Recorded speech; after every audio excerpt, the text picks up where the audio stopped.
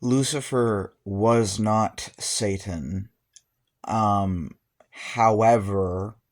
because the name Lucifer has been prescribed onto Satan since medieval times, um, because of the conflation, I do feel like Lucifer sort of like, due to people assuming that he was Satan, is a figure that has sort of become entrenched in uh, the world of like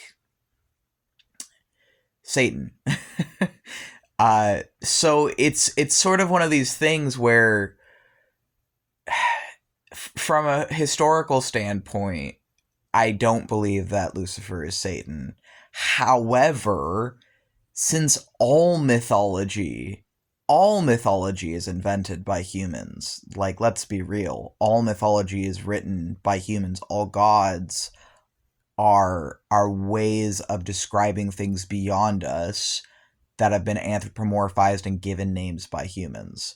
So on one hand, historically, I understand why people are like Lucifer is not Satan. However, mythologically, all mythology is made by humans, including the mythology I follow as a wizard, as a theistic Satanist, as, a spiritual person who practices witchcraft. All mythology is made up by humans. Like, we need to be honest about that. So, if there is mythology of Lucifer being Satan, then even though they weren't, there are then going to be people who think that he is, and so he sort of becomes it, because mythology and the gods follow our beliefs just as much as we follow them, because we made them just as much as they made us. And some people might be offended by that, but I feel like I stand by that. And I'm not an atheist, right? I believe that as someone who is not an atheist. I used to be. I used to be an atheist. I also used to be a Christian. It's pretty much entirely blocked from memory. And I used to be an Atanist as well, because when I left atheism for wizardry, I started studying the history of religion, and I started studying the history of Christianity because that's what I was raised in childhood, and I come from a long line of Christians. And as someone who left atheism, I wanted to know what the history is. I wanted to understand.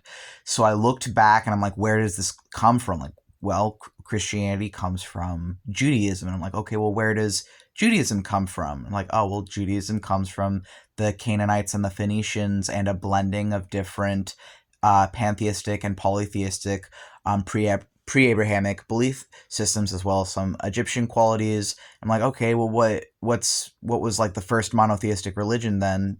And it's like, oh, it's Atanism. Atanism in some ways inspired Judaism. I do believe that, as along with many other belief systems that became enmeshed into Judaism, like Zoroastrian influences and other things. So I became an Atanist, even as someone who was even at that time a theistic Satanist. I tried it. I tried to be an Atanist. I fell into a cult. It was really fucking bad, and I had to get the hell out of there, and I got me and my ex out of there. At the time I was in this cult, there was only 5 people. Me and my ex were among the core members of this small-ass cult trying to reinstate ancient Egyptian Atanism, but with a new age twist or whatever, and I regret it. I regret every part of it. It was from that experience that I realized and I learned that I really don't think there is any such thing as a good cult. However, all religions do come from and start as cults. So how do I kind of handle that as a deeply spiritual and theistic person? Well, the way I see it is that spirituality, religion, all these things, when it's an individual thing, remains sort of a balanced thing that is okay. But when it's something you are kind of like forcing onto other people, like in the case of a cult or religion, where you are spreading it, like, you have to believe what I believe because this is what I believe, that's when it becomes a problem. And cults do that just as much as religion does that. It can happen on a small level, it can happen on a larger level. Only difference is religion is on a larger level. But I'm not an anti-theist. I used to be. I don't think that works. I don't think that's actually a solution to this. my solution, and the solution that I've chosen to these problems, is to be spiritual, is to be theistic, is to be someone who does believe in spirits and gods and whatever, but who uses my beliefs to protect and defend myself and to protect and defend those like me, and does not try and push my beliefs onto anyone else, but simply shares them. And I think that that is actually the solution, is being open-minded, open-hearted, deeply empathetic, no matter what labels or what you believe, and trying to live as an example, trying to live as in a way that shows an ulterior, like shows another way, a different way, and embodying a different way. So yes, Lucifer is not Satan, and simultaneously Lucifer is Satan, because it really depends on which mythology you're following. And even though, people can easily say, well, the Christian mythology is just a fabrication built on a mistranslation that was not even really talking about Lucifer, it was using a metaphor that was talking about a king, and it's like, yes, however, the idea of Satan being Lucifer has existed since at least medieval times. And for that reason, because that mythology does exist, people are going to believe it. Whether or not it's real or not makes no difference, because people don't believe in things based on what's real. They believe in things based on what benefits them to believe it, or a lot of people do. And I would say, I think honestly, everyone does to some extent. So even though I don't follow Lucifer as a theistic Satanist, I follow Samael, among others.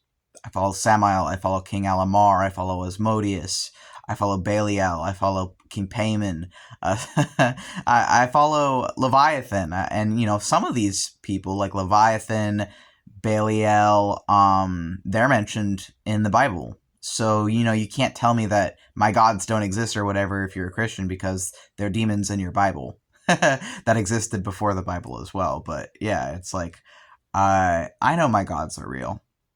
But that's the thing, right? Is like, how can I believe that my gods are real while also acknowledging that they're human inventions, and also acknowledging that all mythology is made by humans? Well, those things actually don't have to be contradictory, and that's really hard for modern people to understand that. But pantheism, polytheism, omnism, all of these things intersect, and understanding animism and pantheism, and understanding how